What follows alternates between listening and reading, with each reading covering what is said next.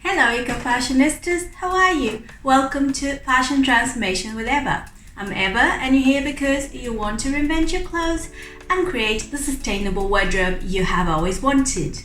Today we're going to talk cuffs and generally hems in garments where you have got damage and an interesting and creative way on how to fix this and make something new in a way out of your own garment.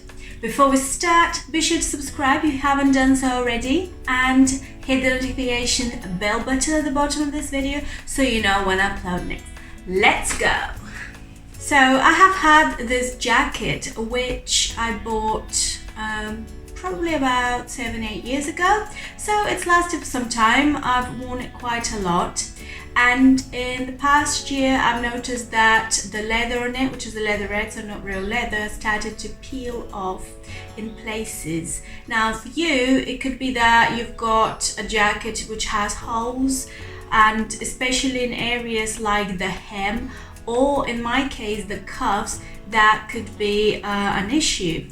You could do quite a few different things with that, and you could do some visible mending, which I'm not going to do today. If you have a hole though, before you apply the technique I'm going to show you today, you need to fix the hole, and I did a couple videos on mending holes and I'll put them in the description below, so make sure you watch that after this if you do have this issue. I don't. I've got this kind of really not very sightly peeling of the material, and so what I'm going to do is I'm going to cover it in a really cool way. And to do this, the first thing I'm going to do is to measure the circumference of the cuffs. You could do that by using a tape measure, and you could do in centimeters or inches, whatever it's easier for you to work with. The next thing I'm going to do is to create a pattern, which is the length of the cuff, and then however tall I want the area that's covered to be. In my case, I decided to leave it 6 centimeters because I've got the peeling on one sleeve is quite high up, but it's not quite as much as 6, so that I think that's a safe bet. If you have got a big damage in that area, and it's quite a lot more than what I have, and you like big statement detail, then you could have it a lot wider. But I've gone for 30.5 centimeters length of the pattern and 6 centimeters of width. The other thing that I've done is also add 1 centimeter seam allowance so I could stitch things together properly. Before stitching anything, I'm going to have to choose a fabric, of course, and I've got this fabric which I got from a charity bank a while ago. So it was already a waste material, like an offcut, and I have used it in the past to upholster my chairs, and like the one that I'm sitting on right now. And what I've done is I've used whatever offcuts I've got from this fabric, but I quite like the reverse of it. Because it's upholstery, it might look really random putting it on clothing, but I think the reverse is pretty cool, and because it's outerwear and the thicknesses are quite good, they're quite compatible. But you could use whatever fabric is compatible to what you've got, because your jacket might be quite lightweight, so lightweight cotton would work really well, for example. Make sure that it's not a lot thicker and heavier than the material you've got on your garment, because it will weigh down the area that you're applying the stick bead to. So I've chosen the fabric, I've got my pattern, so I've got the pieces, 2 pieces cut out, and the first thing I'm doing is making sure the pieces fit well around the cuff area. And once I do that, I'm going to make tubes. 2 little tubes that I could just slot on later onto the area. Now something that you can do depending on the material that you have, because some materials don't fray, like if you're using something like leather or PVC, for example, that's not gonna fray, but in my case I might get some fraying, so I am going to fold one side and stitch it down, and I've done it so the raw edge stays on the side that was initially the correct side the right side, but because I decided to work with the reverse being on show, that's my right side now, if that makes sense. I hope that's not too confusing, because yeah, sometimes I confuse myself like that. And I could have done this before creating the tubes actually. It would have been a lot easier, but I thought of it later. Sometimes when you do these things, and I do these things sometimes improvised, then these things happen.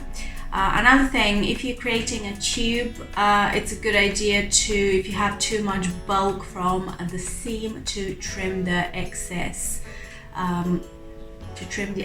seam allowances, which is what I've done. And I've also, prior to this, I have also pressed with the iron to flatten the area because it looks better.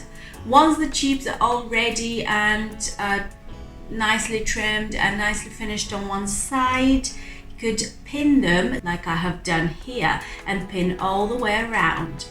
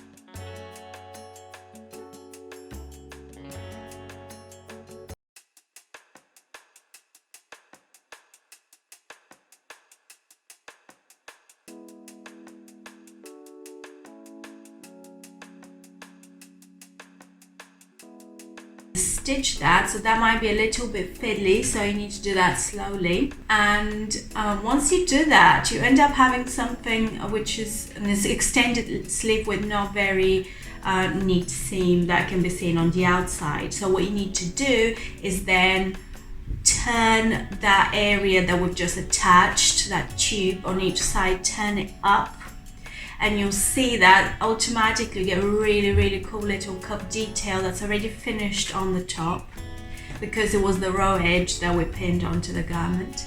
And you could either stitch it straight onto the sleeve, or like I've done here, just tack in a couple of places to keep it stay up.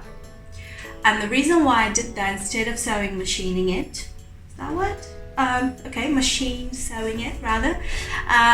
Instead of doing that, I've done this because of the width of my detail, because my sleeves are not very wide, so it'll be very difficult to navigate a machine, and the wider the detail is, the more it goes into up into the sleeve, and then what happens is it becomes next to impossible to stitch it down by machine unless you unpick the whole sleeve, which is why I did that. And as you can see, we've got really cool detail. I really love it. I really think that it works really well with the jacket. Unfortunately, the jacket has more folds to it, but we'll address those in another video. For now, I'm really glad that it's been fixed, and I do hope that it has inspired you to do something similar, perhaps even more interesting to what you already have, especially if it is something that's damaged around that part, because it's very normal to, you know, fiddle with it, and in time fabrics unfortunately do get worn out. So this is just one little way to almost accentuate that, make a feature, and no one needs to know that underneath this there is some damage.